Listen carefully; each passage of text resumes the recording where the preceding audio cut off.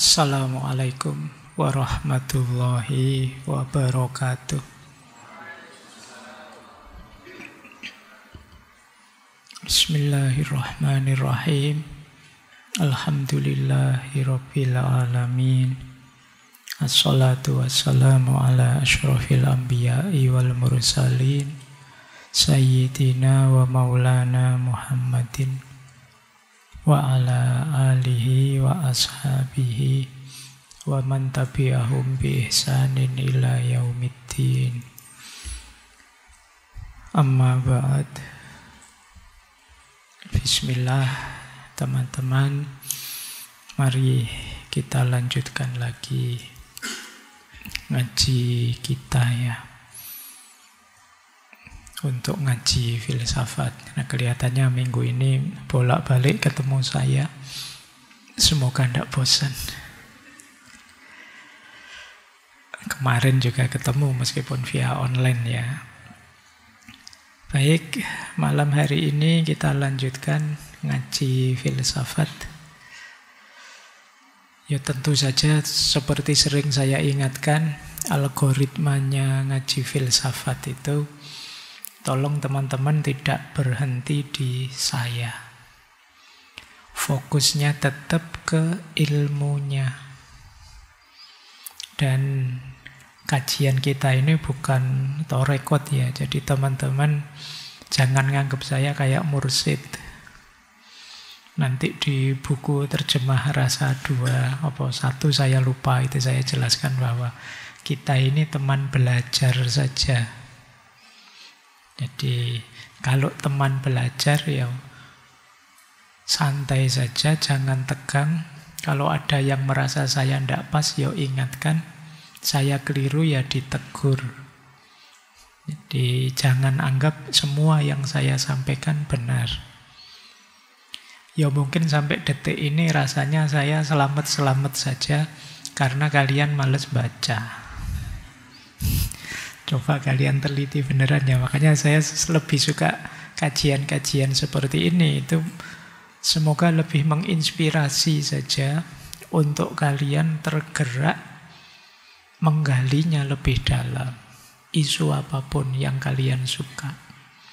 Tidak harus setia dengan tafsir saya, pemahaman saya. Seperti tema bulan ini, itu kan sebenarnya setiap tokoh saya ambil satu bukunya. Berarti kajian kita ini kayak kajian tafsir.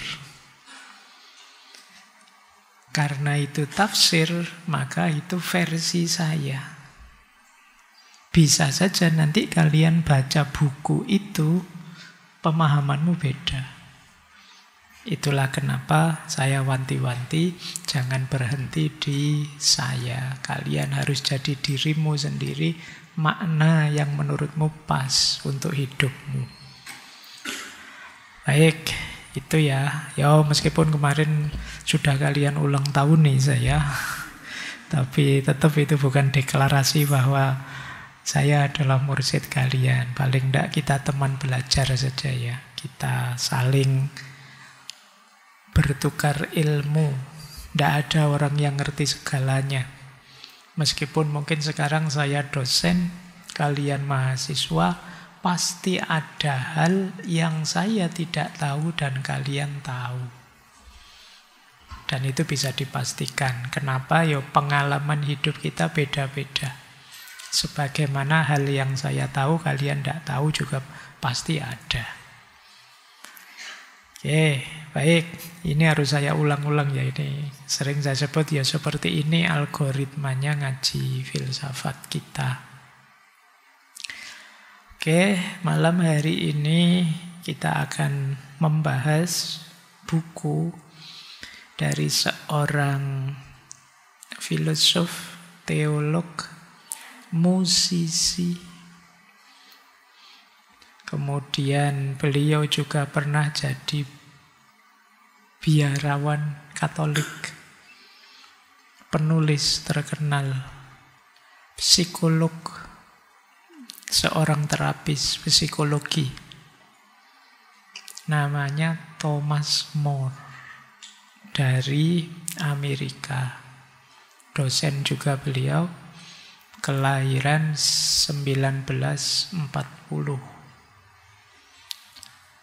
Selisih berapa? 35 tahun kalau dengan saya.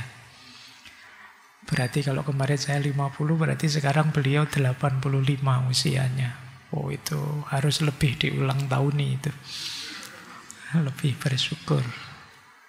Nah, beliau ini terkenal memang dengan buku-bukunya yang berbau psikologi. Meskipun beliau ini sebenarnya S1-nya musik, S2-nya teologi, S3-nya, PhD-nya itu studi agama. Itu loncat-loncat ya. Tapi ya enggak apa-apa, buktinya terus jadi orang pinter. Buku-bukunya bestseller. Termasuk yang kita bahas malam hari ini. Bukunya judulnya Eggless Soul.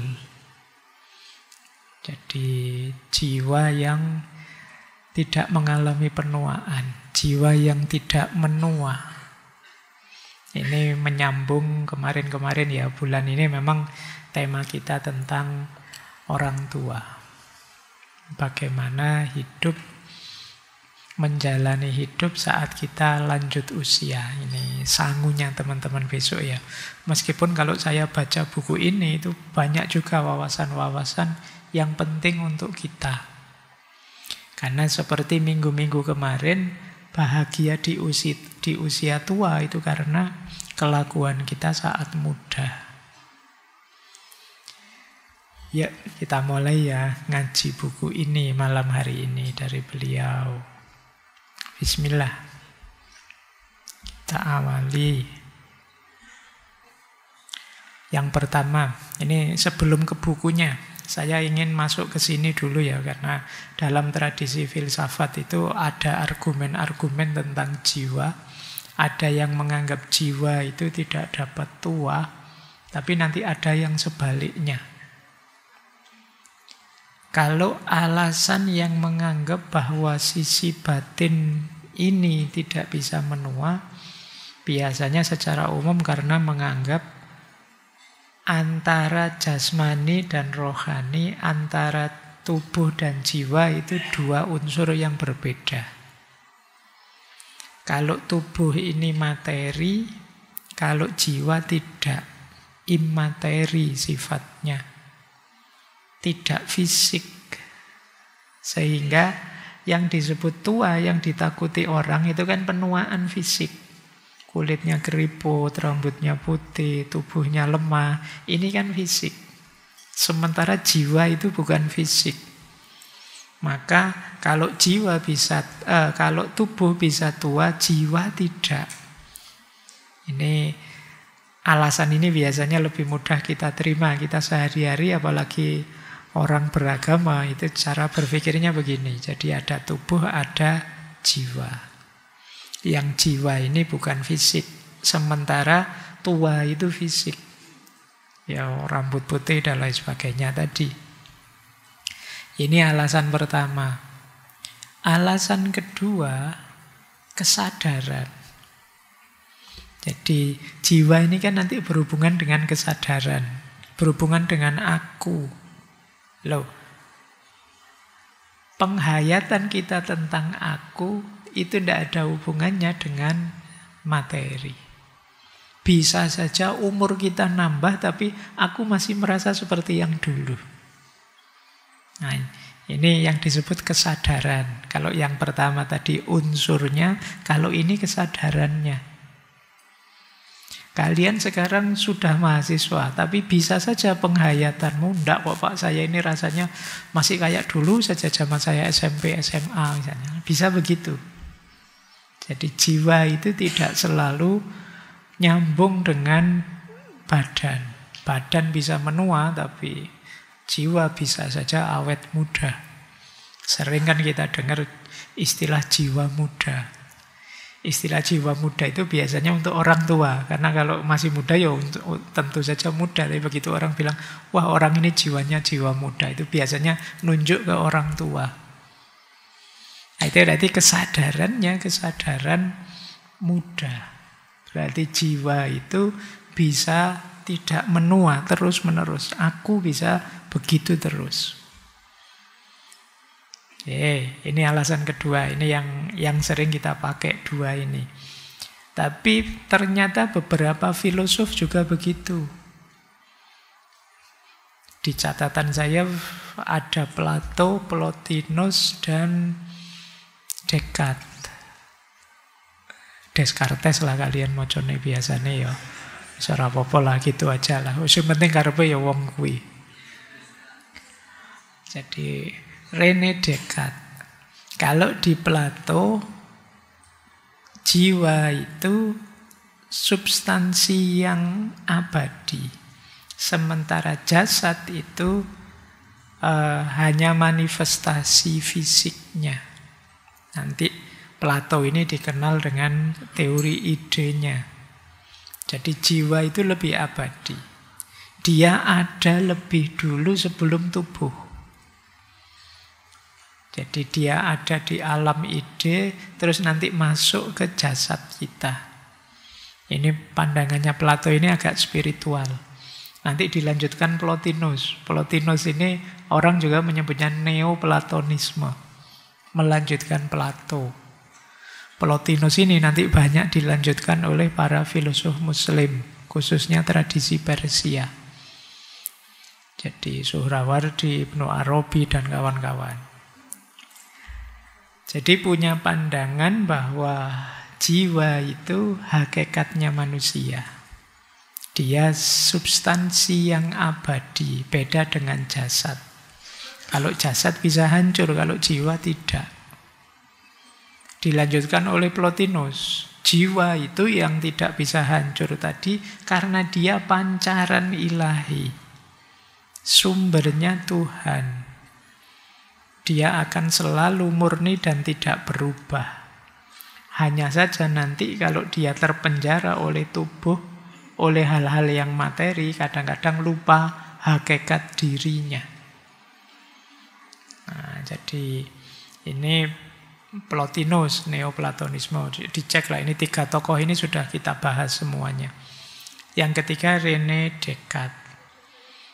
Dia membagi secara jelas antara tubuh dan jiwa. Makanya René Descartes ini dikenal alirannya dualisme. Jadi yang jiwa lebih paten, sama seperti di Plato, karena dia tidak materi, tidak degradasi. Terus nanti ada tradisi agama-agama. Islam, Kristen, Hindu, Buddha, itu catatan saya ya, mirip-mirip saja. Jadi hidup ini ada jasad, ada roh, ada jiwa. Kalau jasad mati, hancur. Kalau jiwa tidak, kembali pada Tuhan. Sama, Hindu, Buddha juga begitu. Ada Atman, jiwa yang dianggap abadi. Penderitaan manusia itu sumbernya fisik, materi. Sakit, tua, mati itu jasad, bukan jiwa.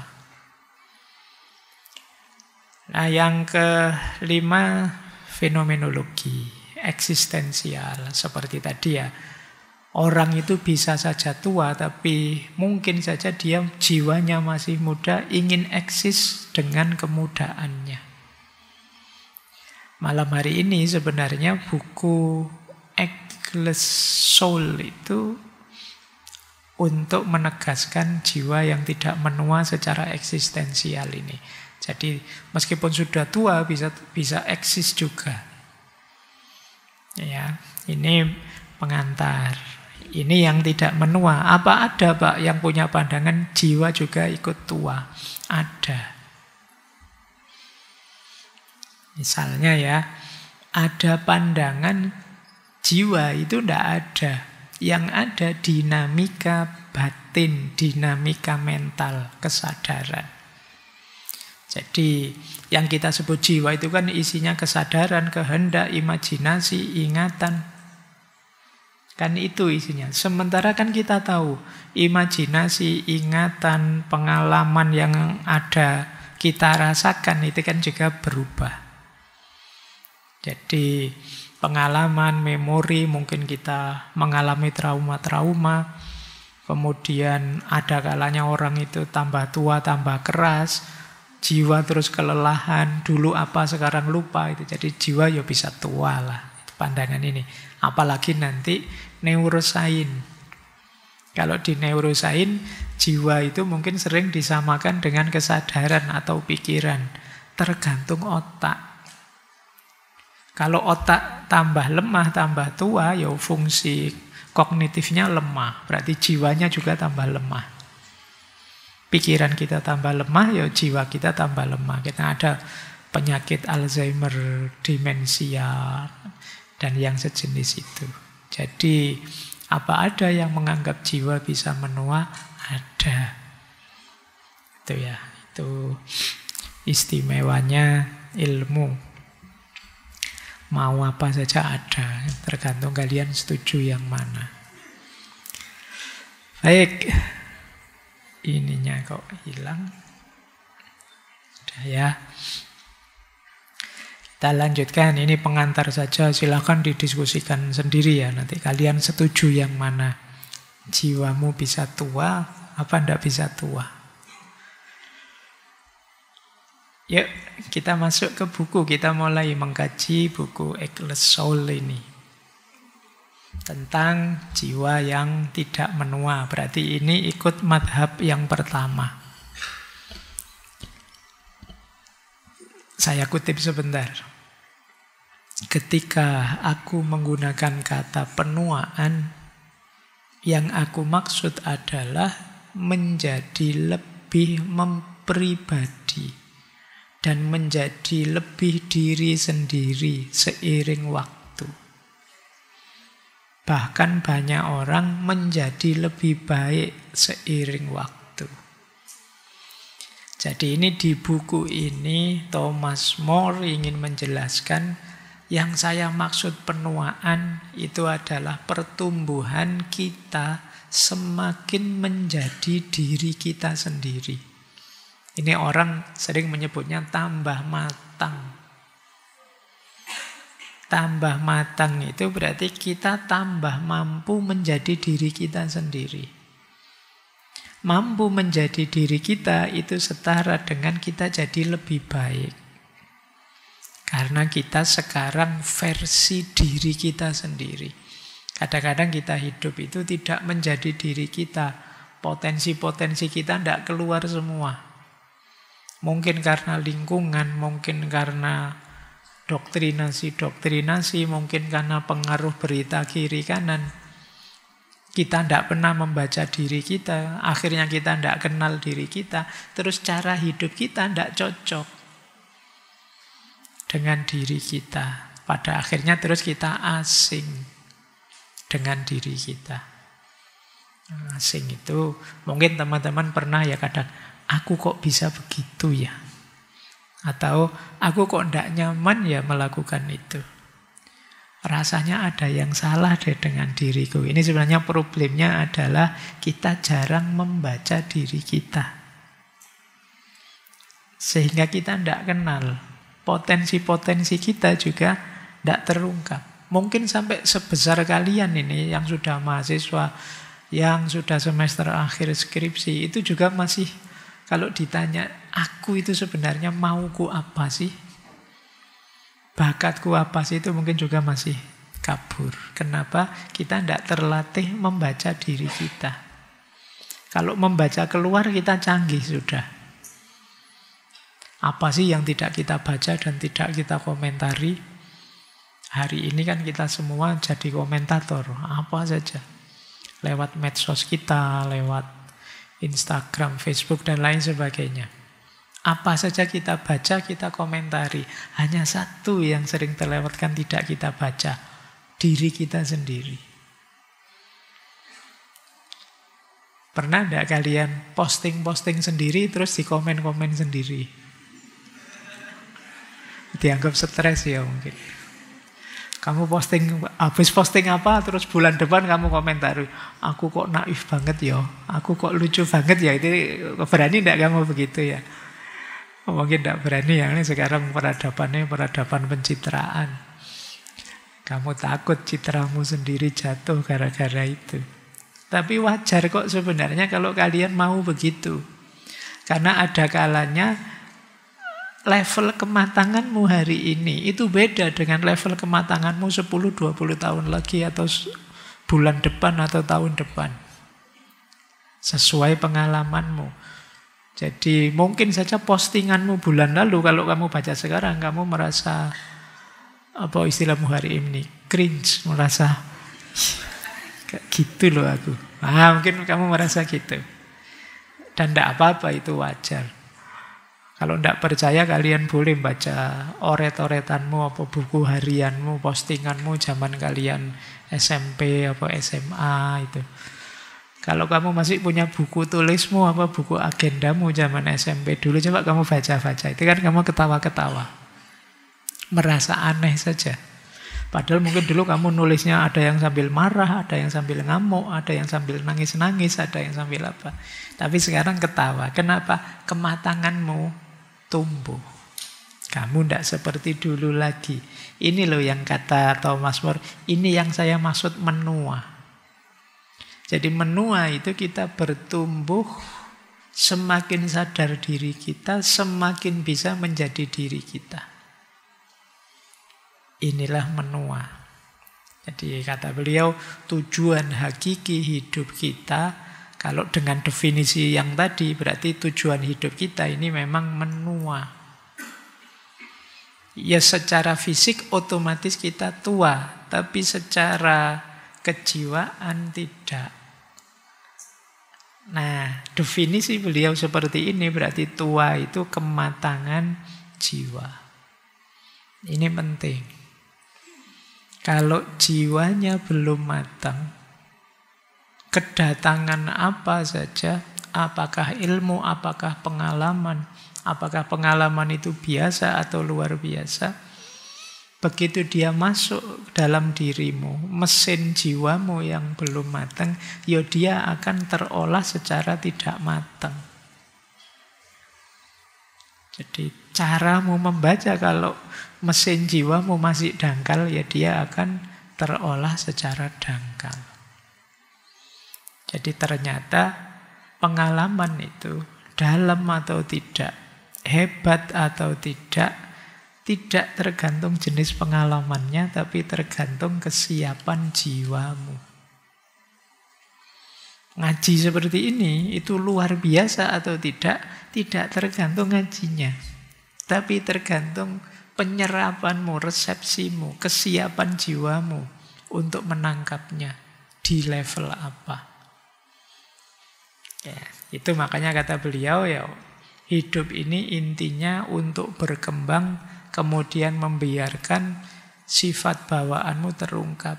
Engkau jadi dirimu sendiri apa adanya.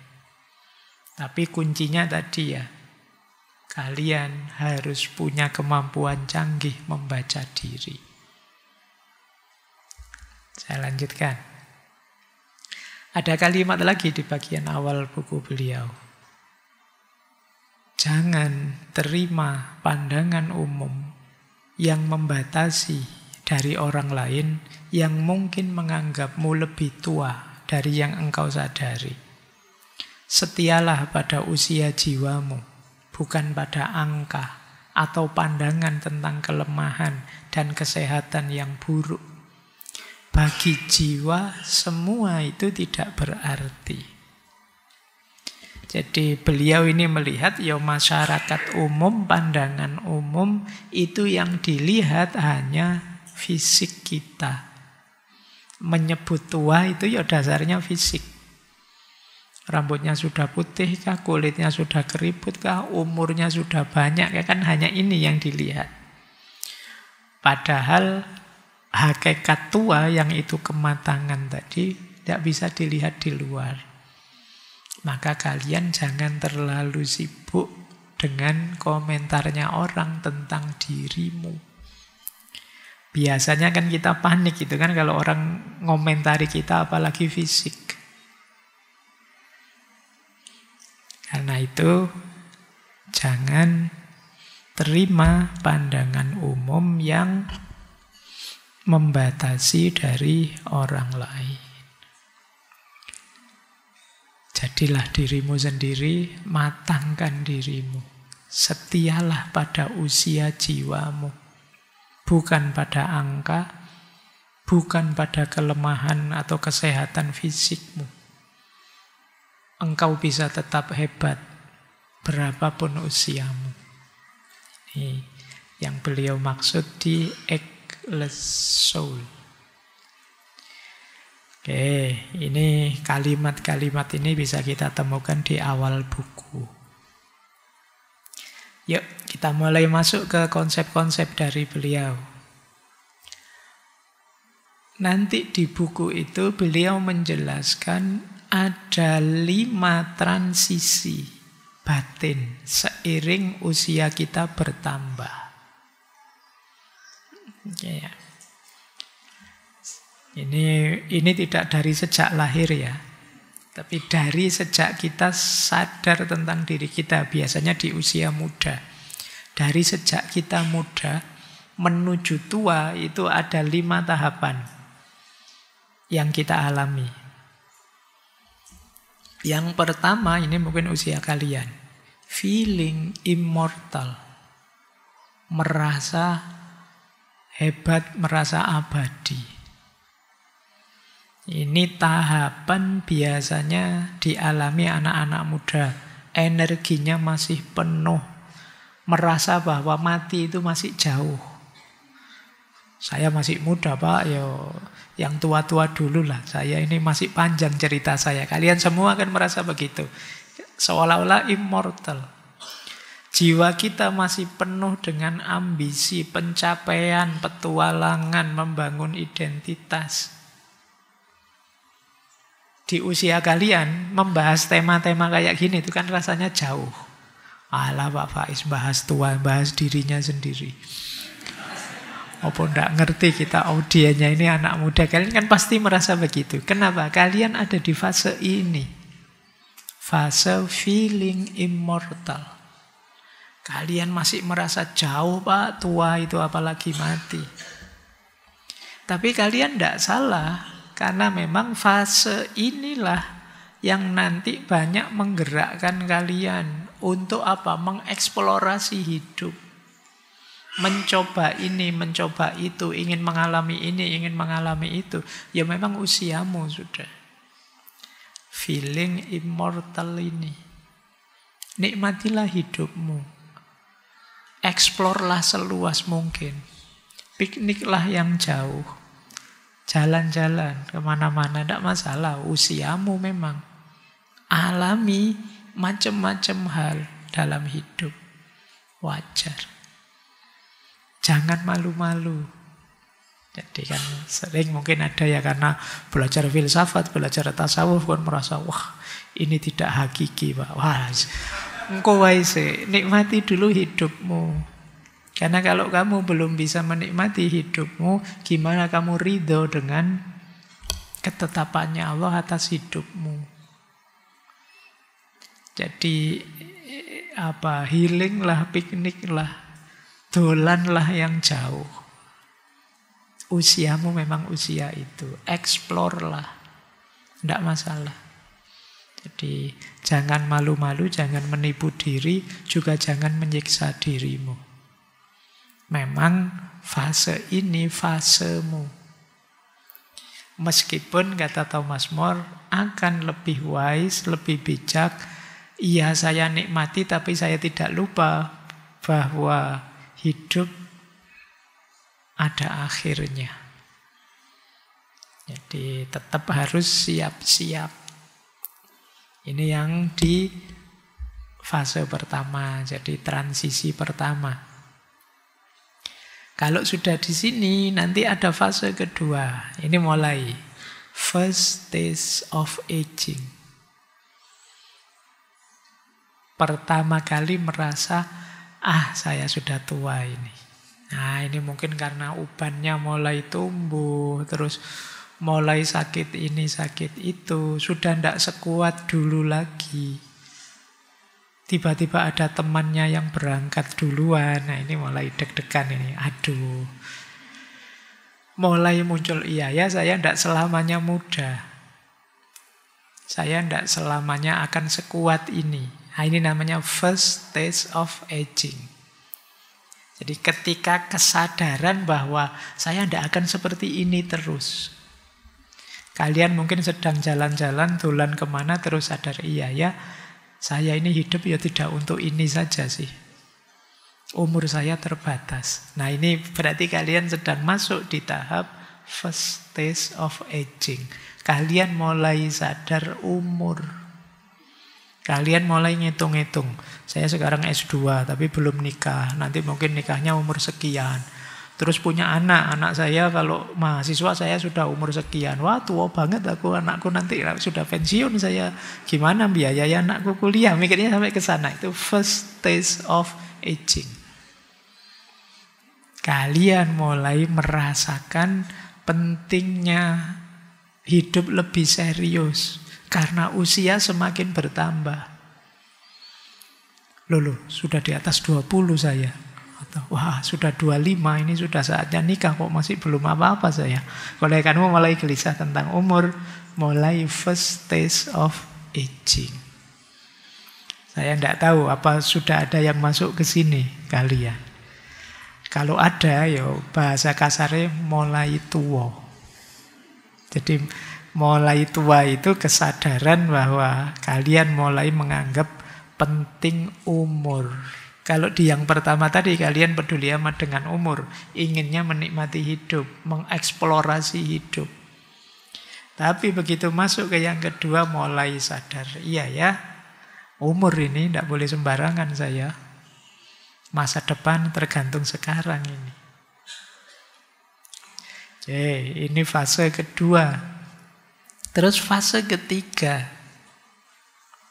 settling into maturity. Mulai settle, mulai mencapai dewasa. Kalau tadi di yang kedua mulai ada panik-paniknya kan, ada mulai gelisahnya, ada cemasnya. Tapi sekarang di fase ketiga ini mulai menerima hidup. Iya ya, hidup ini memang terbatas. Berarti saya harus siap-siap.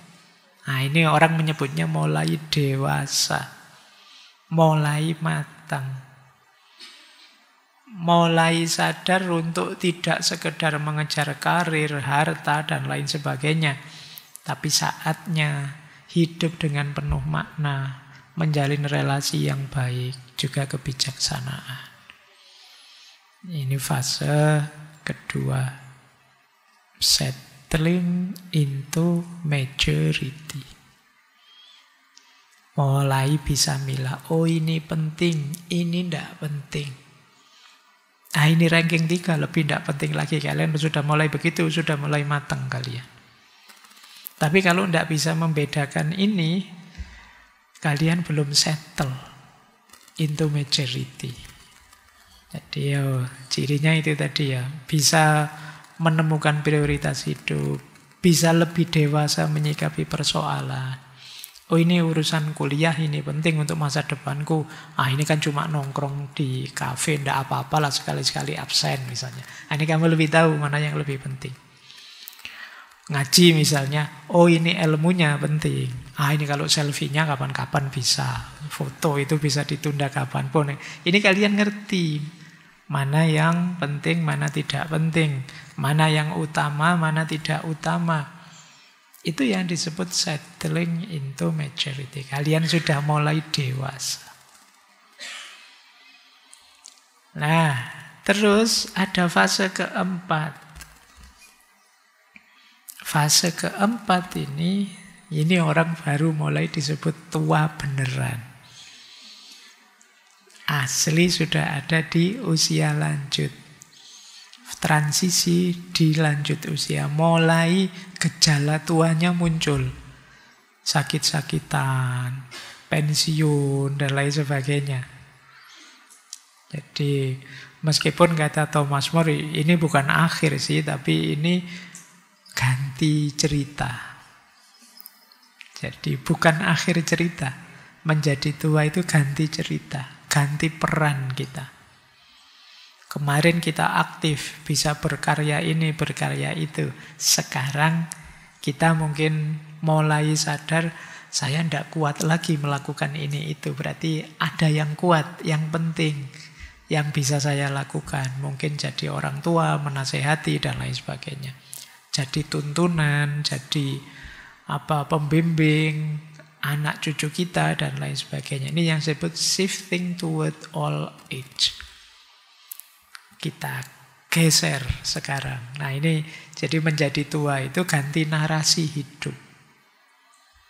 Sekarang jadi orang tua. Ini tua beneran sudah kalau ini. Dan puncaknya hidup, meskipun tidak semua orang bisa nyampe ke sini, adalah yang kelima. Membiarkan segalanya mengalir. Letting things take their course. Biarlah semuanya mengalir apa adanya. Nanti Thomas More banyak mengutip filosofi dari Taoisme, Wu Wei. Jadi hidup mengalir saja. Kalau sebelumnya apa saja ingin kita kontrol, tapi sekarang melepaskan kontrol itu, kita terima, kita ikuti saja alur hidup ini. Tidak menolak tua, tidak menolak sakit, siap mati. Meskipun pemaknaannya positif. Jadi siap mati bukan berarti pasrah. Tidak menolak sakit bukan berarti tidak berobat, bukan itu maksudnya. Tapi kita sudah siap menerima apapun. Jadi terus hidup ini jadi tenang, jadi lebih syukur, lebih spiritual. Jadi kita jadi lebih ringan. Tidak kemerungsung ingin mencapai ini, meraih itu. Bisa menerima apapun yang hadir dalam diri kita. Cuma ini kalau disampaikan ke anak-anak muda mungkin agak berat karena usiamu masih belum. Pak, masa hidup begitu? Pak, mungkin kalian akan begitu. Usiamu masih belum. Tapi nanti di usia tua kalian akan merasakan sendiri bahwa akan lebih indah kalau kalian bisa melepaskan. Kalau kalian bisa sadar posisi dan peranmu yang sudah harus berubah. Kalau kalian bisa mengikuti saja ritme aliran hidup yang memang secara natural kadang memberi kita sakit, memberi kita lelah, memberi kita keterbatasan ini, keterbatasan itu. Justru bahagia kita ada di situ. Nah ini diingat-ingat yang bagian ini ya, untuk besok kalau kita tua. Cuma ya masih muda, ikuti seperti tadi ya. Ikuti dorongan jiwamu untuk mencapai ini, mencapai itu. Target ini, target itu. Ngeritik ini, ngeritik itu. Demo ini, demo itu, monggo saja. Ya memang usiamu di situ. Tapi nanti pada akhirnya kalian harus sadar keterbatasanmu. Jadi itulah kenapa nanti seperti kisah di Simone de Beauvoir 2 minggu yang lalu. Ketika Buddha Gautama melihat bahwa hidup ini ternyata memang hakikatnya menderita. Karena semua orang pasti tua, pasti sakit, dan pasti mati. Siapapun dia, sehebat apapun dia, sebesar apapun gajinya. Itu dia nanti akan mengalami tua, mengalami sakit, dan mengalami mati. Kalau dia lupa fase ini dalam kehidupannya siap-siap panen di belakangnya agak berat. Ayo, jadi 5 tadi fase transisi batin kita. Setiap usia kita bertambah. Dimulai yang paling muda, kemudian tadi memasuki gerbang tua, nyaman di usia tua, sampai akhirnya bisa melepaskan, membiarkan segalanya mengalir. Baik, ambil nafas dulu, biar kalian tidak tegang. Insya Allah semuanya besok tua kok. Tidak harus dilawan tua itu. Ya, ini isu-isu utama dari buku itu. Kalian bisa cari judul-judul subbab ini di buku itu ya. Nanti ada old body, young soul. Tubuh boleh tua, tapi jiwa tetap muda.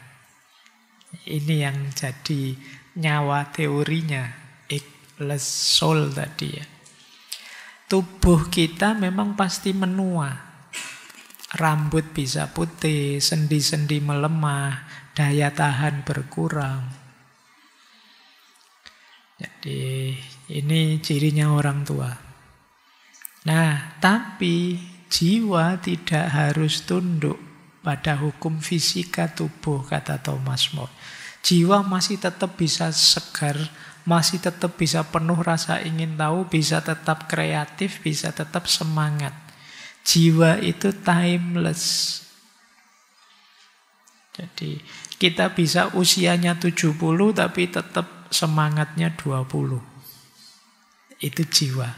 Meskipun nanti ya dia dibatasi oleh fisiknya. Oleh karena itu, karena jiwa ini timeless, dia bisa semangat terus meskipun usia tua. Kalau ada orang memaknai tua berarti harus berhenti. Berhenti bermimpi, berhenti bermain, berhenti berkarya. Thomas More tidak setuju itu. Jadi semangat jiwa tidak boleh dimatikan meskipun sudah tua. Orang tua bukan berarti kehilangan vitalitas hidup. Tapi memang seperti saya bilang tadi, ganti cerita. Mungkin kalau di usia muda, pekerjaan-pekerjaan banyak yang mengandalkan tenaga. Tapi di usia tua, ganti sudah. Bukan itu aktivitasnya. Dan tetap bisa kreatif kok. Ya tidak harus angkat-angkat lagi. Tidak harus dari jam 8 pagi sampai jam 4 sore. Tapi mungkin pekerjaan-pekerjaan lebih ringan, lebih santai. Meskipun maknanya tetap dalam. Itulah kenapa old body, young soul.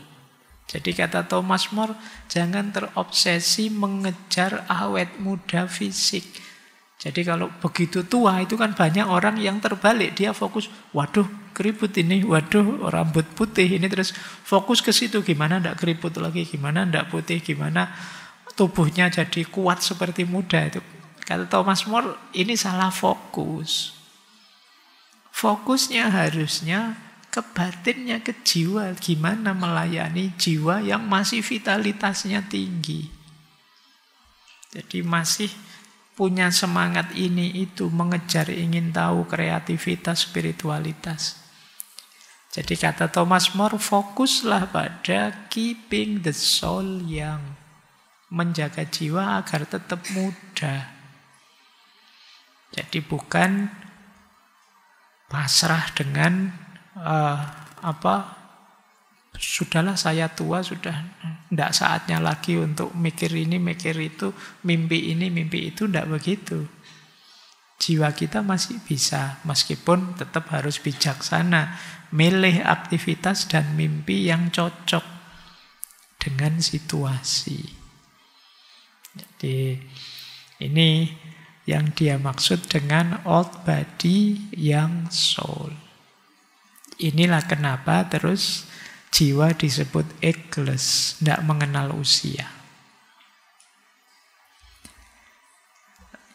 Lanjut lagi, isu kedua yang diangkat. Melankoli. Orang tua itu biasanya cenderung melankolis. Teman-teman ingat ya, dulu kita pernah belajar tipe-tipe kepribadian. Ada sanguinis, ada flegmatis, ada 4 itu kan. Salah satunya melankolis. Orang tua itu biasanya cenderung melankolis. Lebih suka merenung, lebih pendiam, gampang sedih, gampang tersentuh. Kadang-kadang murung. Kalian mungkin sering ya lihat si mbahmu itu sukanya diem di depan rumah, kayak nonton orang lewat, kayak nonton apa. Jadi beliau lebih melankolis. Nah, di Thomas More justru tidak masalah. Melankolis itu justru positif. Karena dia bisa jadi jalan bahagianya orang tua. Jadi mulai agak introvert, mulai merasa, saya ini sudah mulai berkurang dayaku, tidak pantas lagi ikut rame-rame. Ini jadi bahasanya Thomas More ini agak melankolis. Kalau masih melankolis tidak masalah kok, asal bukan depresi saja, kata Thomas More. Ada bedanya antara melankolis dan depresi. Kalau melankolis itu sedih tapi lembut, murung tapi dalam. Sementara kalau depresi itu ya penyakit jiwa, membuat jiwa hancur. Kalau depresi perlu penanganan klinis. Kalau melankoli itu perlu dinikmati karena di situ ada pengalaman hidup yang dalam. Ketika orang mengalami melankoli itu berarti kan dia sedang mundur sebentar, berhenti sejenak, menghayati hidup ini. Di situ ada jeda sejenak. Kemarin mungkin kemerungsung ingin mencapai ini, mencapai itu. Sekarang mulai sadar. Mungkin kehilangan teman, sahabat, orang tercinta, mulai sadar pentingnya, kemarin ada teman yang ini, teman yang itu, sekarang semuanya pergi. Ini terjadi agak melankoli.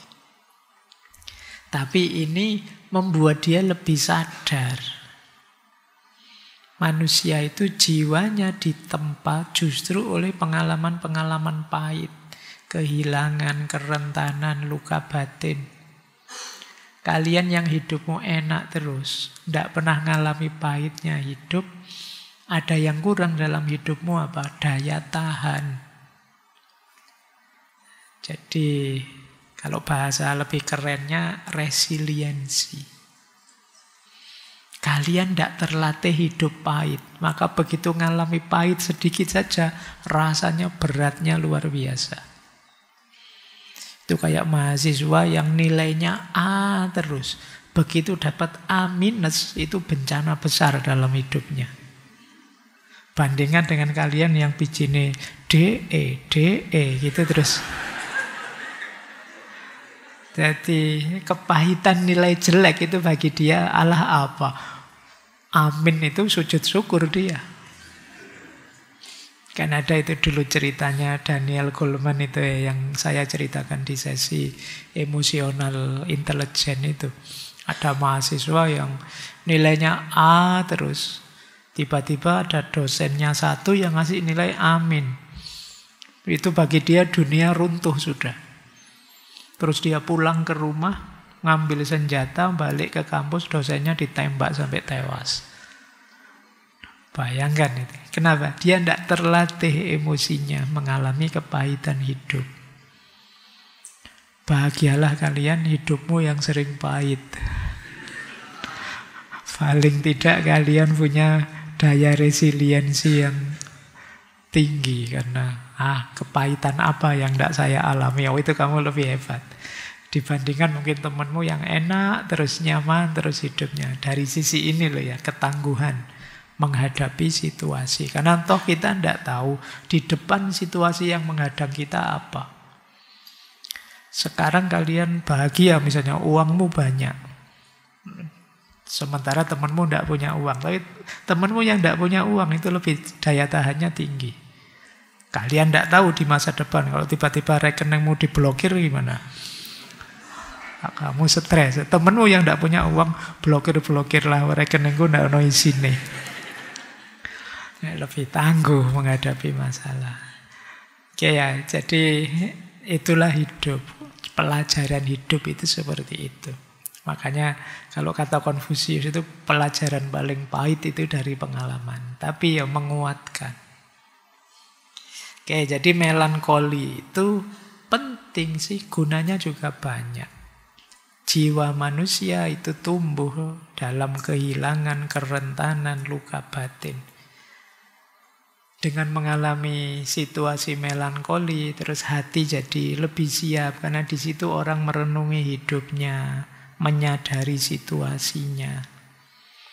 Dia bisa pada akhirnya menerima, iya ya hidup ini ya memang ada saatnya bersemangat muda, ada saatnya mulai lemah di usia tua. Pertemuan pasti ada perpisahan, teman-teman berangkat satu-satu. Ya memang itu kodrat alami. Ini hasilnya apa? Orang menarik diri sebentar ketika mengalami ujian eksistensial, cobaan-cobaan hidup. Itulah nanti yang oleh Thomas More disebut melankoli. Ya, baik. Jadi ini keadaan emosi yang mungkin gampang sedih, gampang murung, gampang merenung, kemudian teringat masa lalu, ingin kembali ke masa-masa itu. Ini ciri-ciri orang melankoli. Tapi yo ada gunanya, asal tidak bablas sampai depresi. Nah, kalau melankolinya berlebihan, bisa nanti sampai ke depresi. Tapi yo sampai level tertentu melankoli ini berguna. Paling tidak jadi rem dalam hidup kita untuk tidak berlebihan. Baik, kita lanjutkan. Terus tentang sakit. Ini menarik. Kalau kata Thomas More, sakit itu initiation, inisiasi. Jadi mari kita tidak memaknai sakit itu hanya sebagai gangguan kesehatan fisik biologis. Sakit ini bisa jadi penanda kita masuk ke fase baru hidup kita. Coba ya dicek ya teman-teman. Fase-fase penting hidup kita itu ditandai dengan rasa sakit. Kita lahir ke dunia, itu sakit. Ibu kita sakit, kita mungkin juga ya sakit. Buktinya nangis. Apa ada bayi lahir terus ngekek-ngekek, kan tidak ada. Itu fase kita sakit. Nanti yang cowok menandai fase dia masuk akil balik, sunat. Ritualnya kan sunat itu. Khitan. Itu ya sakit loh. Jadi sakit itu semacam ritus inisiasi, ritus peralihan. Nanti kita juga nanti menikah. Yo menikah itu ya berat juga sih. Kalau kawinnya sih seneng. Cuma ritusnya, ritus peralihan yang menikah itu kan repot, lelah dan lain sebagainya. Fase-fase hidup kita kuliah misalnya, itu kan fase. Berat juga kan kita alami fase ini. Kalian baru masuk sudah di ospek. Nanti ganti tahun SPP naik. UKT naik. Terus waktunya skripsi mau lulus harus sakit luar biasa nulis skripsinya. Nanti nunggu dosen di WA nggak dibales-bales, nunggu kamu kita sakit-sakit. Jadi fase-fase penting hidup kita itu ditandai dengan ritus-ritus tertentu. Nah usia tua ya di antara ritusnya itu sakit. Tidak masalah. Jadi itu gandengannya usia tua itu biasanya sakit. Jadi dan menurut Thomas More ya penyakit itu ya maknanya luas. Orang yang sakit itu biasanya kemudian berubah cara pandangnya terhadap hidup ini. Beda dengan orang yang tidak pernah sakit. Apalagi pernah mengalami sakit parah. Itu biasanya cara pandangnya terhadap hidup berubah. Mungkin kalian yang muda belum ya, semoga juga tidak. Tapi biasanya nanti di tua itu ada saja penyakit-penyakit yang menandai usia tua. Tapi itulah initiation, kata Thomas More. Kenapa? Maknanya banyak sakit itu. Jadi, yang pertama apa? melalui sakit, itu kan kita dipaksa berhenti, merenung, menata ulang prioritas-prioritas hidup. Begitu ada, bayangkan kalau usia tua itu kita tidak ada sakitnya sama sekali. Fisiknya masih sehebat waktu muda, mungkin kita lari terus tidak berhenti-berhenti. Sakit itu menghentikan kita. Iya, jangan-jangan ada banyak hal yang kemarin terlewatkan. Jangan-jangan ada prioritas yang harus diubah, diganti. Nah, ini manfaatnya sakit. Jadi yang pertama, sakit itu berfungsi ngerem. Yang semula kita mungkin ngegas terus. Saatnya direm. Nah, ini indahnya hidupnya manusia ya, ada mekanisme sakit. Kadang-kadang Allah ngerem kita juga jenang sakit. Kita makan berlebihan, terus perut mules, mencret, terus kita direm makannya. Kita berlebihan makan terus sakit ini, terpaksa kita menguranginya. Kadang-kadang memang padahal kita oleh Allah dikaruniai akal, kita jarang pakai akal kita secara serius, akhirnya ya untuk menghentikannya memang dengan sakit. Yang kedua, sakit membawa pada kesadaran bahwa hidup ini memang rapuh. Waktu kita terbatas dan tubuh kita juga terbatas. Kadang-kadang kita membuang waktu terlalu banyak untuk hal yang tidak esensial.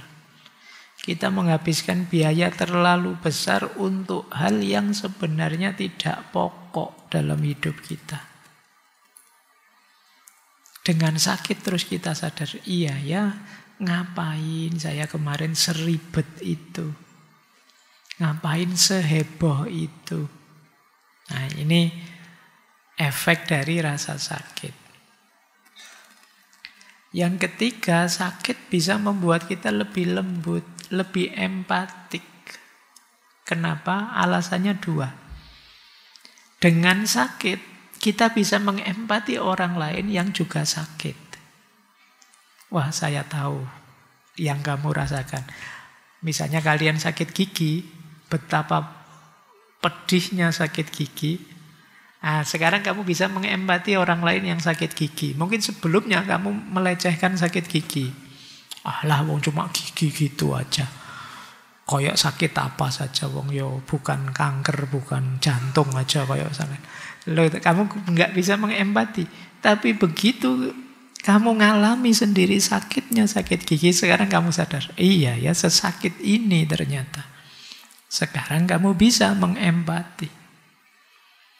Jadi membuat kita lebih lembut. Yang kedua, kenapa kita bisa jadi lebih empatik? Saat kita sakit, itu kita banyak tergantung pada orang lain. Mungkin keluarga yang merawat, mungkin tetangga yang memberi ini itu, membantu ini itu. Di rumah sakit, dokter, perawat juga membantu kita. Kita mulai sadar bahwa kita itu lemah, perlu orang lain. Maka tidak pantas kita merasa hebat, merasa lebih tinggi dari siapapun. Kita jadi lebih lembut. Jiwa kita juga jadi lebih matang. Jadi kita sekarang menerima bahwa saya tidak sehebat yang saya bayangkan. Ini untuk aspek mentalnya. Secara spiritual juga sakit itu luar biasa. Membawa kita pada kesadaran ilahiyah. Membawa kita bahwa ini tanpa pertolongannya Tuhan, tanpa bantuannya Allah, sulit saya bisa bahagia, sehat, lahir batin. Mulai kesadaran ini muncul. Manusia itu biasanya lebih bisa sadar dan ingin dekat dengan Tuhan dalam situasi pahit. Makanya ada yang bilang diuji kenikmatan dengan diuji kesulitan sebenarnya lebih mudah merespon ujian kesulitan. Dalam konteks lebih menyadarkan kita pada Tuhan. Ujian kenikmatan, meskipun kita senang, itu justru lebih sulit kita respon dalam aspek menyadarkan kita terhadap Tuhan. Kalau kita kan kalau ditanya, milih mana, diuji kaya apa diuji miskin? Kita mesti jawab, diuji kaya saja Pak, kan gitu. Daripada diuji miskin. Dalam aspek senang dan tidak senangnya hidup, nikmat dan tidak nikmatnya hidup, ya memang enak diuji kaya. Tapi dalam aspek kesadaran yang membuat kita lebih ingat pada Tuhan, lebih dekat dengan Tuhan, itu sebenarnya ujian pahit lebih mendekatkan. Diakui atau tidak, kalau ada kesulitan, kalian kan lebih ingin nambah sholat tahajud lah, doanya jadi panjang lah, nambah amal ini, amal itu, pasti begitu. Tapi kalau pas seneng, tidak ada pikiran ke sana. Mentok paling kalau seneng, sujud syukur yuk, itu dok, terus selesai. Tapi kalau kamu sulit, itu ada puasa Senin Kemis, ada istighosah, ada apa gitu, selalu banyak pokoknya amalannya. Dari aspek ini ya. Meskipun ya tetap kita enak mana diuji kaya apa miskin, ya kaya saja lah Pak ujian. Oke, baik. Jadi sakit bisa bermakna panggilan spiritual. Kemudian juga makna sakit yang terakhir membuat kita lebih siap menghadapi kematian dengan penerimaan. Jadi kalau kita sakit, apalagi sakit lama, apalagi sakit parah, itu secara umum jiwa kita lebih siap untuk menerima kematian dibandingkan yang tidak sakit. Tidak ada persiapan apa-apa, itu mesti kagetnya luar biasa. Tapi kalau sudah diawali dari sakit, ini seakan-akan mental kita disiapkan dulu. Jadi kalau dari aspek ini semua, sebenarnya ya sakit itu tidak seburuk itu. Ada banyak hikmah dari rasa sakit. Dulu kita pernah bahas ini satu sesi penuh itu tentang sakit. Saya ingat saat itu masih era pandemi. Jadi di sesi pandemi itu, kalau kan tidak ada ngaji kayak gini ya, dulu saya ngomongnya di kamar sendirian itu kayak orang ndak waras itu, ngomong dhewe ning ngarepe laptop itu direkam terus baru itu. Zaman pandemi itu. Di situ ada tema sakit. Maknanya ternyata luas sakit itu. Kita biasanya simpel melihat sakit itu ya negatif Pak, berat Pak, menyusahkan Pak. Iya dari sisi itunya ya, tapi dari sisi hikmah dan maknanya sebenarnya ada kedalaman makna dari sakit. Oke, kita lanjutkan. Nah, terus Pak, kalau kita sudah tua, segalanya terbatas, tapi jiwa kita masih muda, apa sih yang bisa kita lakukan? Kalau di Thomas More ada 3, play, work, and retire. Ya.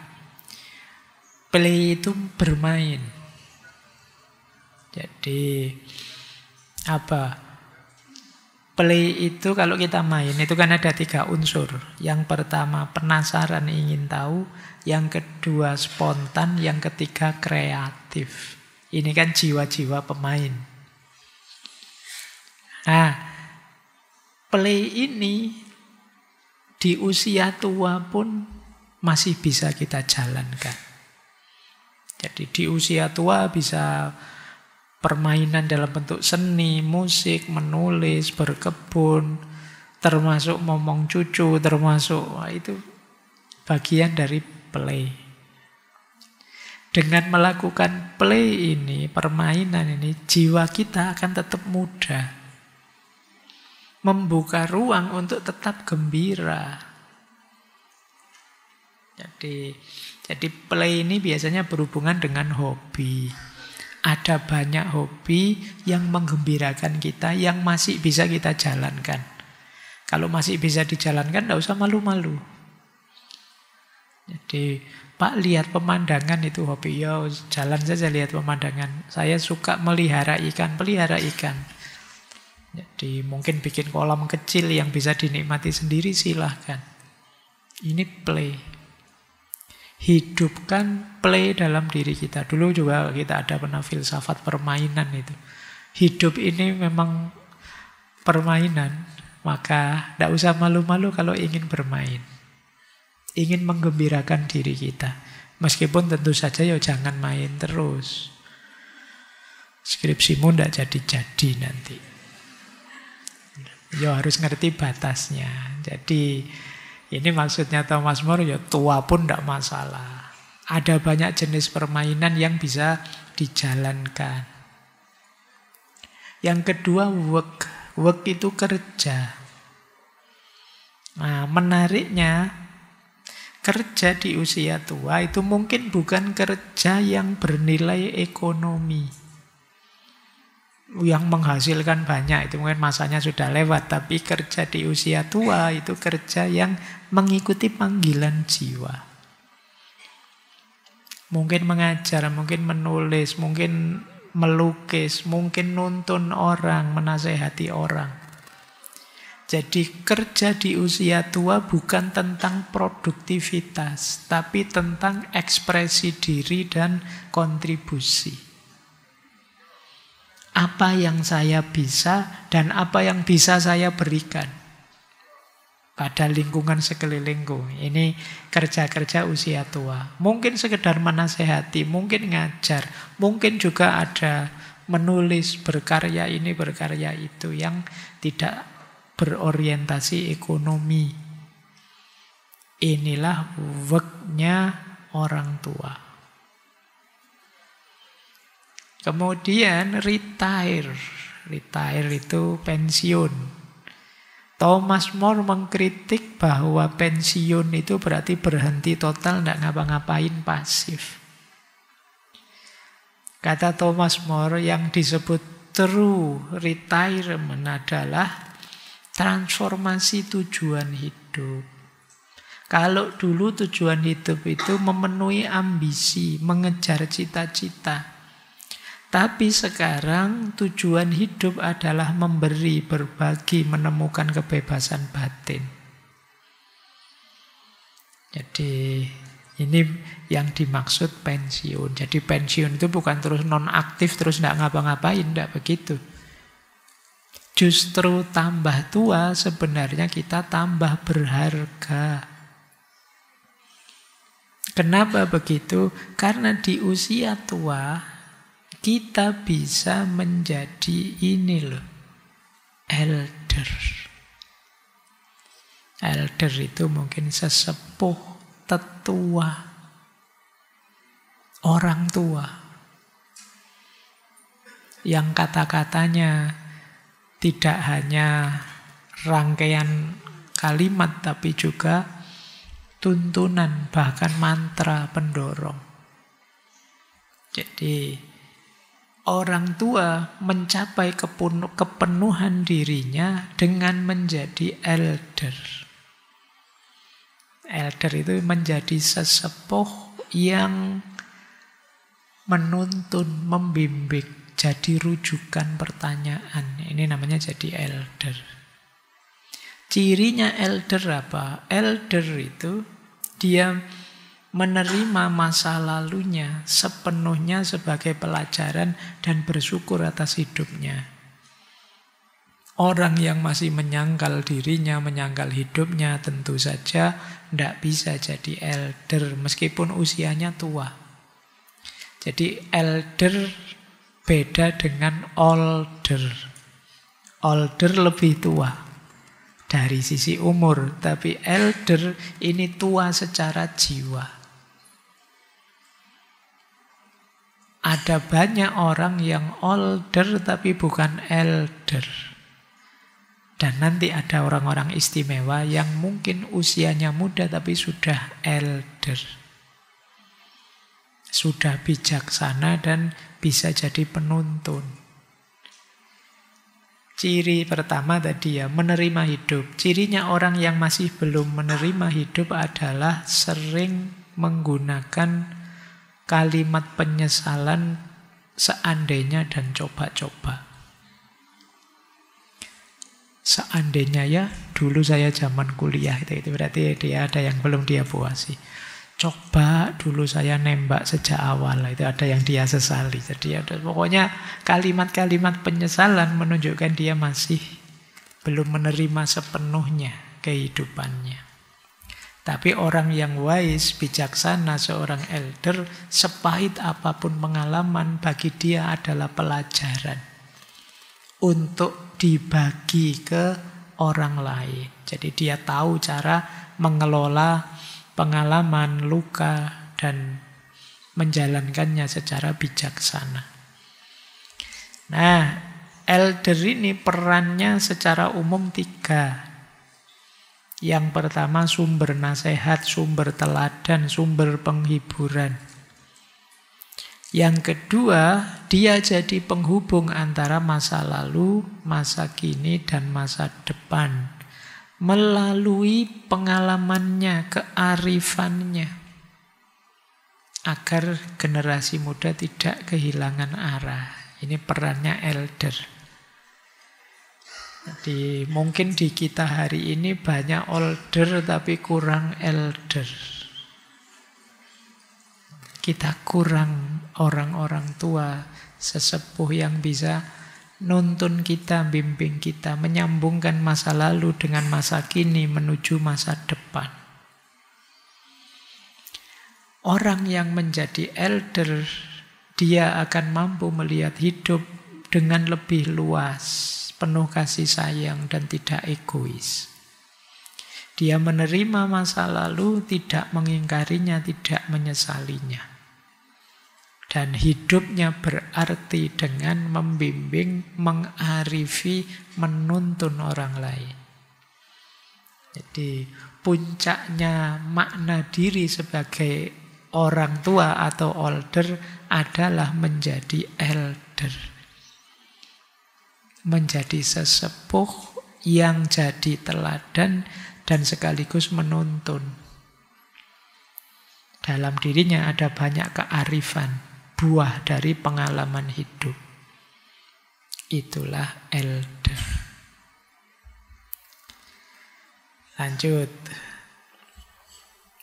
Ada satu hal yang digelisahkan orang tua biasanya, yaitu kesepian. Karena mungkin zamannya sudah berubah. Dia sekarang merasa asing dengan lingkungannya. Dia lonely. Merasa kesepian. Ditinggal teman-temannya. Kemudian ditinggal pekerjaannya. Peran-peran sosialnya hilang dan lain sebagainya. Nah, kesepian ini memang menyakitkan. Tapi kesepian bisa jadi kendaraan kita untuk menuju kedalaman hidup. Apa pentingnya kesepian secara individual? Ketika kita sendirian dalam sepi, itu adalah momen untuk membangun inner intimasi, kedekatan dengan diri kita sendiri. Jadi mungkin selama ini kita terlalu sibuk ini itu, lupa dengan diri kita seperti tadi. Sekarang saatnya akrab dengan diri kita. Itu gunanya kesendirian. Jadi jangan dikira kesendirian, kesepian itu tidak ada gunanya. Ada. Yaitu antara lain membuat kita lebih kenal diri kita. Ada banyak waktu untuk merenungi diri kita. Self-awareness.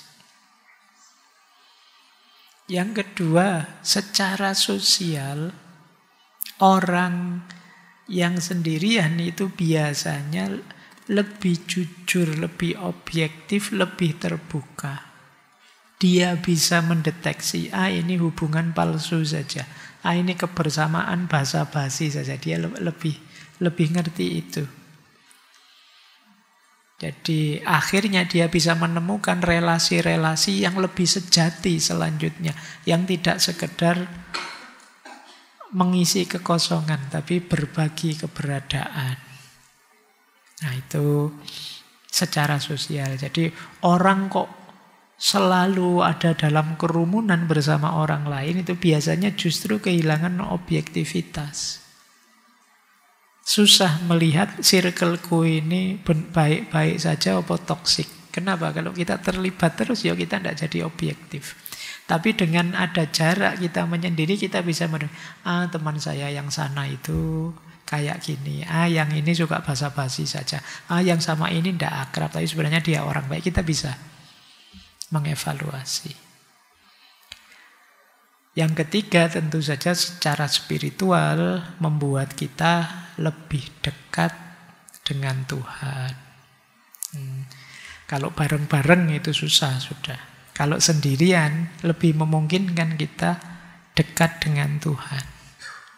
Nah ini makanya kesendirian, kesepian itu bergerak dari penderitaan menuju kedalaman hidup.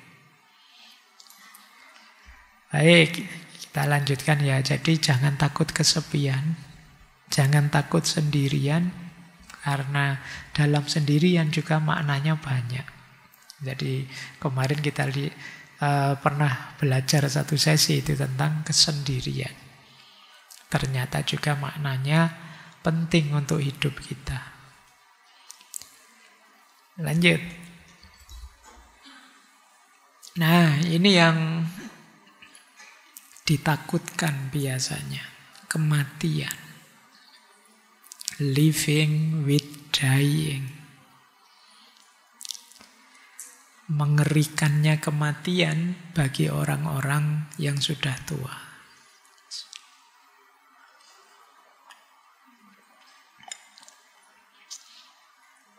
Padahal kematian itu ya pasti sih. Menurut Thomas More, mati itu bukan lawannya kehidupan. Mati itu bukan lawannya hidup. Mati itu bagian dari kehidupan. Babak terakhir hidup itu namanya mati. Babak awalnya hidup namanya kelahiran. Jadi mati itu bukan lawan. Kalau lawannya itu kan tabrakan. Wong itu satu rangkaian kok. Jadi hidup dan mati itu satu rangkaian. Thomas More memaknai lebih luas. Hakikatnya hidup kita ini selalu berdampingan dengan kematian. Jadi beliau menjelaskan ada kematian-kematian kecil. Kehilangan. Perubahan hidup ini kan kematian. Kita mati sebagai siswa, tapi sekarang hidup sebagai mahasiswa. Itu bahasa lainnya begitu. Diri kita yang bujangan sudah selesai, sekarang diri kita yang sudah punya pasangan. Itu kan semacam kematian-kematian kecil dalam hidup. Diriku yang lama sudah habis, inilah diriku yang baru. Apalagi kalau pakai Heraklitos. Hidup ini ya senantiasa mengalir, senantiasa berubah. Nah, kalau perubahan itu jenis kematian kecil, berarti hidup kita ini dari kematian menuju kematian. Jadi misalnya saya dosen, nanti begitu pensiun dari dosen berarti saya yang dosen sudah mati, selesai. Sekarang ganti saya yang pensiunan. Jadi mati itu bagian dari kehidupan kita. Bukan lawannya hidup. Yang kedua, mati itu penting untuk kita terima. Kenapa? Karena maknanya dalam. Kematian itu penting untuk hidup kita. Coba kita lihat. Yang pertama, kematian membuat hidup ini jadi lebih berharga. Karena kita tahu besok mati, itu kan kita jadi menghargai. Mumpung masih sempat, mumpung masih bisa, mumpung oleh Allah masih diberi jatah umur. Jadi hidup ini jadi berharga. Coba kita tidak tahu bahwa akhir hidup ini mati. Mungkin nanti sajalah, besok sajalah, kita mesti begitu. Jadi di yang kedua itu dijelaskan. Kalau kita merasa abadi, tidak ada mati, biasanya terus kita menunda-nunda. Nanti sajalah. Itu kayak mahasiswa itu loh. Coba ancaman DO itu dihilangkan. Itu kemungkinan kamu, nanti sajalah. Tenang aja, gampang. Tapi begitu ada deadline, nanti semester 14 ke DO loh. Itu kan kalian jaga-jaga benar ini, manfaatkan benar ini waktu kuliah ini. Ingat mati juga begitu. Membuat hidup jadi berharga. Ingin kita nikmati. Makanya jangan dikira kalau kalian nanti abadi, tidak mati-mati itu terus hidup itu jadi nikmat. Mungkin jadi malah kalian sulit menikmatinya. Karena mungkin kalau mau menikmati, besok juga masih ada waktu, besok sajalah. Nanti malah tidak jadi menikmati. Tapi dengan sadar bahwa besok ini ada fase di mana kalian tidak bisa menikmati dunia ini terus jadi berharga. Yang ketiga, kesadaran kematian membuat kita rendah hati, bersyukur, dan mindful, present, hadir penuh. Kesadaran mati membuat kita rendah hati karena apa ya pantas saya sombong, apa ya pantas saya merasa tinggi, merasa besar, toh besok juga mati. Apa yang saya sombongkan? Nyawa saja saya tidak kuasa mempertahankannya. Ini membuat kita rendah hati. Membuat kita bersyukur juga. Alhamdulillah ya Allah masih diberi jatah. Masih diberi kesempatan, masih diberi nikmat ini, nikmat itu. Itu membuat kita ingin menikmati hidup ini sepenuhnya. Hadir dengan penuh. Nah, ini manfaat ketiga. Makna keempat, kesadaran akan kematian membuat kita lebih tulus mencintai yang lain. Karena yang lain juga nanti akan pergi meninggalkan kita. Kita juga pada saatnya akan pergi meninggalkan mereka. Maka kebersamaan saat ini mari benar-benar kita nikmati. Kita hargai.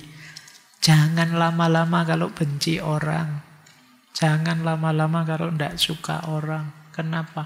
Kita tidak tahu kapan berangkat. Entah kita dulu apa mereka dulu. Mari kita nikmati kebersamaan kita. Jangan sampai menyesal. Karena biasanya baru kalau yang kita cintai pergi, kita baru menyesal. Kenapa kemarin kok saya tidak berbaik-baik dengan mereka, dengan dia. Sekarang mereka pergi atau jangan-jangan kita duluan yang pergi.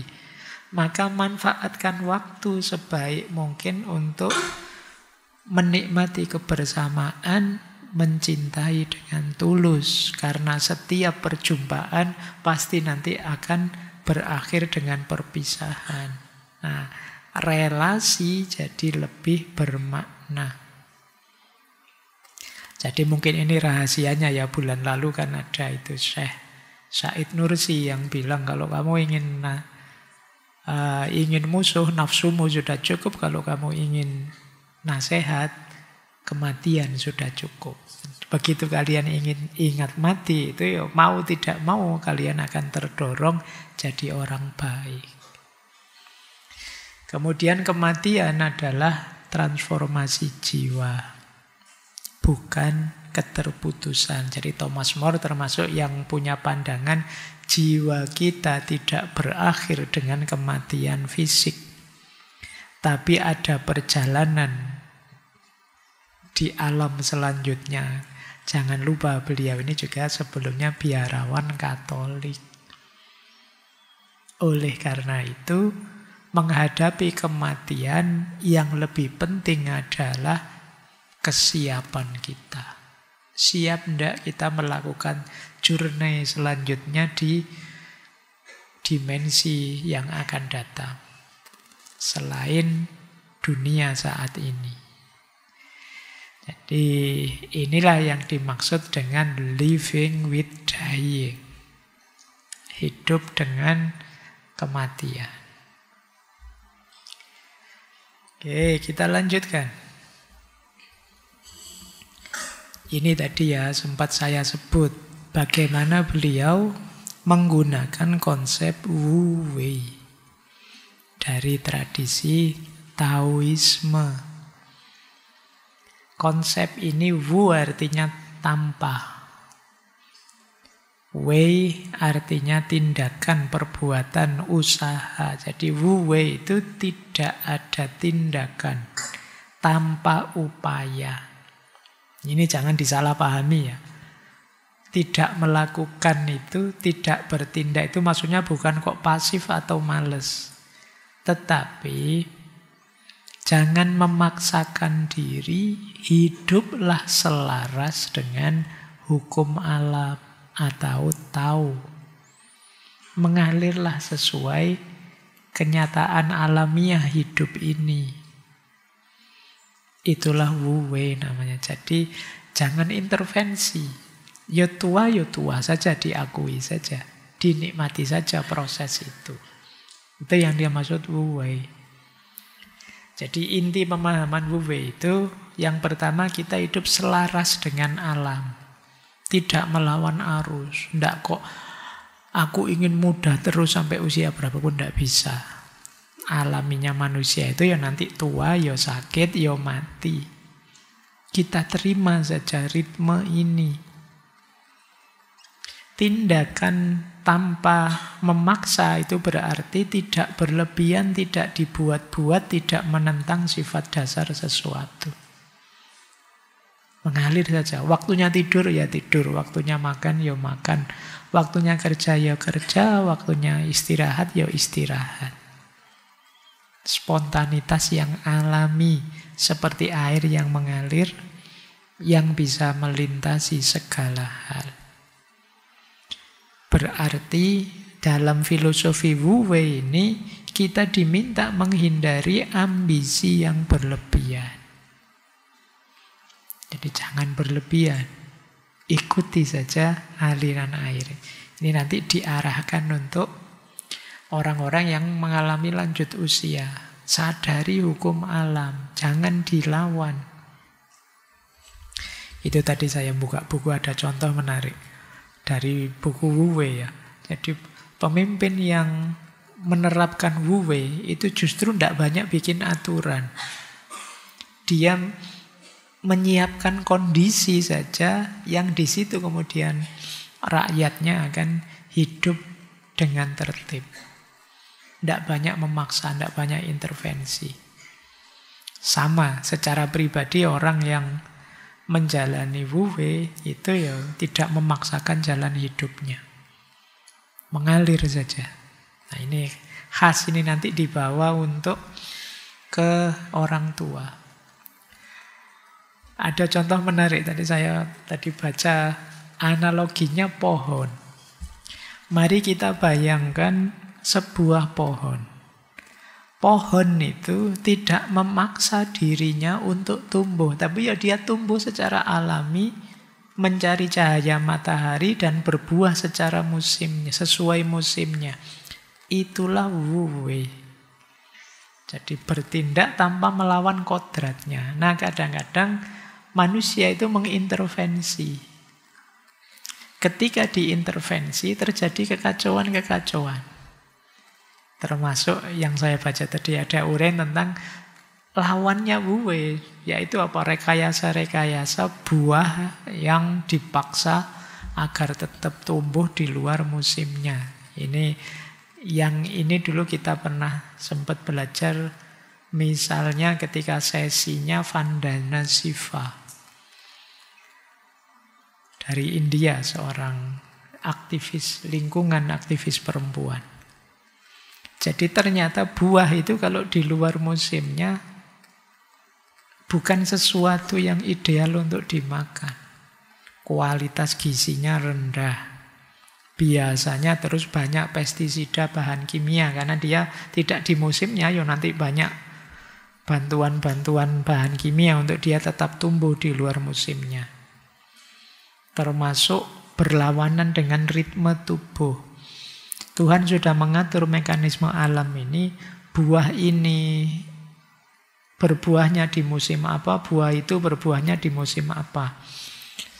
Tapi kalau kita mengacaukan ritme itu, kadang-kadang buah yang harusnya dikonsumsi musim panas, semangka, melon, mangga yang banyak airnya, tapi begitu direkayasa, misalnya di musim hujan juga banyak berlebihan, ya mungkin ketika dimakan di musim dingin, ada efeknya untuk tubuh kita. Apalagi buah-buah yang rekayasa tadi biasanya ya impor. Kalau impor ya jejak karbonnya lebih tinggi. Atau diproduksi lewat rumah kaca, yang itu boros energi, boros air. Atau karena di luar musimnya secara ekonomi juga mahal. Dan lain sebagainya. Ini salah satu contoh ketika kita nabrak alur alamiah hidup ini. Maka penting seperti termasuk di stoikisme kita diminta untuk memahami divine reason. Jadi ini memang desain yang sudah diatur oleh Tuhan. Mekanisme hidup ini ada ritmenya. Nah, kadang-kadang kita mengintervensi itu sehingga terus muncul kekacauan-kekacauan. Jadi, wuwe di usia tua berarti apa? Tidak ngotot melawan penuaan. Keriputkah, sakitkah, keterbatasankah? Tapi menerimanya sebagai bagian dari alur hidup ini. Kemudian sebagaimana alaminya, ya masa muda itu banyak diwarnai dorongan untuk mencapai, mengontrol, merencanakan. Nah, kalau sudah tua kita terdorong untuk lebih mudah melepaskan, menerima, lebih mudah mempercayai, tidak lagi ingin ngatur apa saja. Ini alaminya. Kalau kita pembalik misalnya, sudah tua kok masih ingin merencanakan, mencapai, mengontrol yang tidak seharusnya, ya jatuhnya akan menyulitkan kita. Jadi bertindak selaras dengan tahu itu, kalau kata Thomas More itu, menggeser gaya hidup dari mode doing menuju mode being. Mode doing itu mode melakukan ini, melakukan itu, mencapai ini, mencapai itu. Bergeser ke mode being. Mode being itu menegaskan eksistensi, menyadari diri, menerima kenyataan diri. Ini mode being. Kalau sudah tua ya harus sadar diri. Situasi diri seperti apa, yang mungkin tadi ada sakitnya, ada melankolinya, ada kesepiannya, ada kegelisahan kematiannya, dan lain sebagainya. Ini namanya mode being. Ya dua-duanya mode ini ada gunanya sih sebenarnya. Kalau kita hanya mode doing saja misalnya, ya kita akan kesulitan menghadapi kenyataan hidup ini yang kadang-kadang tidak selaras dengan ambisi kita. Tapi kalau semua orang being tanpa doing, ya hidup ini tidak berkembang. Sebenarnya dua ini sama-sama penting. Tapi untuk yang tua dengan segala keterbatasannya, ambillah lebih banyak mode being. Kesadaran diri, menyadari hakikat diri dan hidup ini. Kata Thomas More, mencapai banyak hal tanpa melakukan. Atau melakukan apa yang perlu dilakukan, tanpa sifat-sifat yang lama dalam usaha dan kecemasan. Lakukan banyak hal tanpa berusaha terlalu keras. Atau lebih radikal lagi kata dia, capek hal-hal hebat tanpa usaha apapun. Capek segalanya tanpa melakukan apapun. Ini kalimatnya bahasa dia ya, agak radikal. Mencapai sesuatu tanpa melakukan apapun. Itu kan kita, apa bisa Pak mencapai kok tidak melakukan? Bisa. Ada banyak contohnya. Saya kasih contoh ya. Banyak contohnya. Misalnya, guru. Ada guru yang terlalu terobsesi ingin membuat muridnya pinter. Sehingga akhirnya muridnya ditambah materi ini, dimodifikasi kegiatan ini, itu. Wah, sampai muridnya kecapean, hasilnya apa? Muridnya stres. Tiap hari tugas saja. Bandingkan dengan guru yang hadir tenang, mengajar dengan penuh cinta, tanpa ambisi kecemasan berlebihan. Jadi ketika dia masuk kelas itu vibrasinya nyaman. Loh, ini yang dimaksud. Dari situ muridnya juga nyaman. Apa-apa yang diberikan lebih mudah ditangkap. Itulah mencapai banyak hal tanpa berusaha keras. Dinikmati saja prosesnya, toh sukses. Kreatif ini saya contohkan kalian. Menulis misalnya. Kan sering kita itu nulis terlalu ngotot untuk memaksakan. Saya harus nulis ini, saya harus nulis ini. Hasilnya apa? Buntu. Nulis apa ya terusan. Itu namanya writer's block. Saya harus nulis apa ini. Karena kita sering memaksa diri untuk nulis. Padahal waktu kita jalan-jalan, ngopi, ngobrol dengan teman, tiba-tiba banyak muncul ide. Wah, ini harus ditulis, ini harus ditulis. Idenya banyak. Tapi kalau kita serius memaksa diri untuk melahirkan ide itu, malah tidak muncul. Jadi kreativitas itu lahirnya bukan karena kita memaksa ini itu, tapi karena kita rileks, terbuka, tidak ambisius. Ini salah satu contoh. Jadi meraih sesuatu tanpa memaksa. Dalam relasi misalnya hubungan. Ada kan orang yang bucin misalnya. Yang ingin membuktikan cintaku padamu. Dengan segala cara. Tadi apa wae dilakoni biar yang dia incer terpesona. Tapi hasilnya apa? Sering-sering malah lahir konflik. Ketegangan. Jadi padahal mungkin akan lebih nyaman kalau dia biasa saja, hadir dengan tulus, apa adanya. Tidak memaksakan diri, itu mungkin justru lebih dekat. Hujan-hujan nekat, terus sampai di sana, aku tak belain loh hujan-hujan kesini. Oh, terus pasangannya malah jadi baper terus. Lah siapa yang nyuruh datang? Kamu tidak datang juga tidak apa-apa. Lu kamu aku berkorban kayak gini malah tidak dihargai. Salahmu sendiri. Itu malah jadi tegang. Jadi upaya mati-matian kita untuk membuktikan cinta malah jadi tidak alami. Ketika itu tidak alami ya tidak nyambung dengan misinya orang mencintai. Nikmati saja prosesnya, yang alami saja. Kadang-kadang kan kita ingin sentimental karena sering nonton film India apa film apa gitu ya. Hujan-hujan sudah nggak usah datang, hujan nggak apa-apa, aku rela berkorban, jangankan hujan. Wow, itu nanti pilek beneran yang disalahkan pasangannya. Ya, nggak, wajar saja.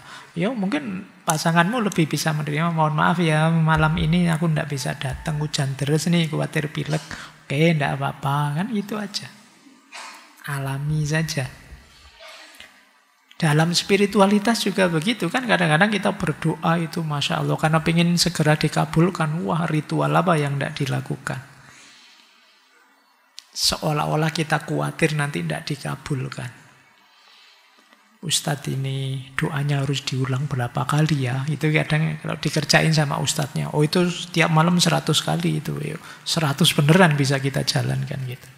Kita memaksakan diri dengan banyak hal. Ingin doa kita dikabulkan. Padahal mungkin kita duduk tenang, hening saja pasrah pada Tuhan. Di situ kita ketemu kedamaian yang mendalam. Bahkan kita mencapai banyak hal tanpa harus mempersulit diri dengan ritual macam-macam. Nah, ini salah satu contoh dari pernyataan tadi ya, bahwa mencapai sesuatu tanpa melakukan. Kadang-kadang kita itu senangnya merancang sampai detail tapi tidak alamiah. Malah menyusahkan diri kita sendiri. Mari kita sadari kita itu manusia kok, biasa. Allah menakdir kita jadi manusia juga untuk menikmati hidup ini. Kayak dulu waktu kita membahas neosufisme itu loh kan. Semua tokoh neosufis kan bilang, Allah jangan aneh-aneh, jangan macem-macem. Kita nikmati saja kebersamaan dengan Allah. Oke, baik ya. Ini salah satu contoh bagaimana wu wei, hidup yang mengalir saja, jangan terlalu dipaksakan. Terakhir, Thomas More punya istilah angel of old age. Jadi beliau menggunakan metafor usia tua adalah malaikat yang hadir dalam hidup kita. Jadi angel of all age ini membawa 5 hal. Ini 5 hal ini bisa kita sebut juga maknanya hari tua. Rangkuman dari semua di awal tadi sebenarnya di 5 ini. Angel of old age tadi. Semoga kalian tidak protes ya. Mbok kalau gitu tadi langsung ini aja Pak, tidak usah lama-lama. Tiwas ngantuk saya. Surah apa-apa. Salahnya sendiri, kamu tidak paham duluan. Jadi 5 aspek dari malaikat usia tua. Yang pertama apa? Penerimaan. Jadi bahagianya orang usia tua itu pertama-tama terletak pada penerimaan. Iya, saya sudah tua. Iya, memang sekarang memang saya sudah berumur. Iya, rambut saya jadi putih. Iya, kulit saya jadi keriput. Iya, saya berubah. Saya tidak terlalu kuat lagi. Saya sudah mulai melemah. Nah, ini mengajarkan penerimaan. Yang kedua, angel of old age itu menumbuhkan kebijaksanaan.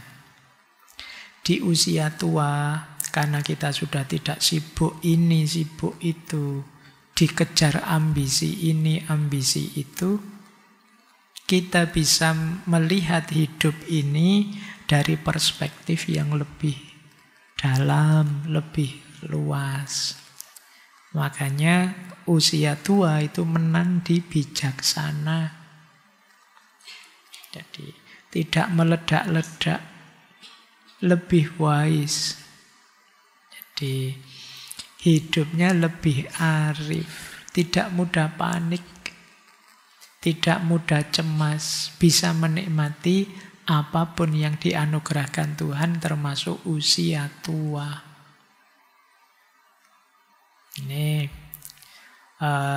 aspek kedua dari usia tua. Kalau sudah bijaksana nanti kan jadi tadi loh, elder tadi loh. Dia bisa jadi penuntun, pembimbing orang lain. Yang ketiga, usia tua adalah teman kita menjalani transisi hidup. Perubahan hidup, bahkan mungkin pergantian alam, menghadapi kematian dengan tenang. Ini usia tua. Saya tiba-tiba ingat ceritanya Imam Ghazali di kitab, kalau tidak salah ya, Mukasyafatul Qulub. Imam Ghazali cerita tentang Nabi Yakub. Jadi Nabi Yakub ini akrab kalau dengan malaikat Israel, malaikat maut. Nah, satu ketika Nabi Yakub ini pesan pada malaikat Israel, wahai Israel, nanti kalau mau menyabut nyawa saya, jauh-jauh hari kamu ngasih isyarat ya, ngasih tanda ya. Terus hiduplah Nabi Yakub sampai usia tua. Tiba-tiba satu ketika malaikat Israel datang. Terus, wahai Nabi Allah, sekarang saatnya. Kaget Nabi Yakub. Loh, malaikat Israel, kemarin kan saya minta sebelum waktunya, mbok saya dikabari dulu, dikasih isyarat dulu. Kata malaikat Israel, loh, bukankah saya sudah ngirim 3 isyarat? Yang pertama, rambut yang berubah jadi putih. Itu isyarat. Yang kedua, tubuh yang mulai melemah. Itu isyarat. Yang ketiga, kalau di kitab itu ya, badan yang mulai tidak kuat lagi, mulai bungkuk. Itu isyarat. Jadi sudah saya kasih isyarat lama. Jadi saya tidak mengkhianati janji loh. Sudah tak kasih sejak lama, sudah saya peringatkan. Nah, berarti ya kita harus, kalau bahasa Jawa itu senantiasa eling lan waspodo terhadap hidup ini. Menemani transisi. Jadi usia tua itu isyarat untuk kita menyiapkan diri. Akan ada journey selanjutnya dalam kehidupan kita. Yang keempat, usia tua membuat hidup lebih dalam, lebih damai. Jadi usia tua membuat kita lebih dekat dengan Tuhan, lebih mendalam spiritualitas kita, dan meskipun ada sakitnya, meskipun ada melankolinya, meskipun ada kesepiannya, bahkan berhadapan dengan kematian, tapi kedamaian karena kita semakin sadar, semakin dekat secara spiritual dengan Tuhan, itu membuat kita tetap bahagia. Jadi memberikan rasa damai. Ini 4 hal yang dibawa oleh Angel of Old Age tadi. Malaikat usia tua. Maka meskipun ada banyak minusnya ketika kita masuk ke usia tua, tapi ternyata makna dan hikmahnya luar biasa. Jadi kedalaman hidup yang bisa kita raih di sana juga luar biasa. Baik, saya kira itu ya teman-teman, sudah jam 10. Insya Allah minggu depan sesi tentang bahagia di usia tua ini kita akhiri dengan Syekh Muhammad Al-Ghazali yang menulis kitab terkenal sekali, Jadid Hayatak, memperbarui hidup. Sebenarnya buku ini tidak spesifik membahas usia tua, tapi bagaimana kita melakukan pembaruan hidup, mereset hidup kita. Yang itu penting menurut saya menghadapi usia tua. Saya kira itu untuk malam hari ini. Kurang lebihnya mohon maaf. Wallahul muwaffiq. Wallahu a'lamu bissawab. Wassalamualaikum warahmatullahi wabarakatuh.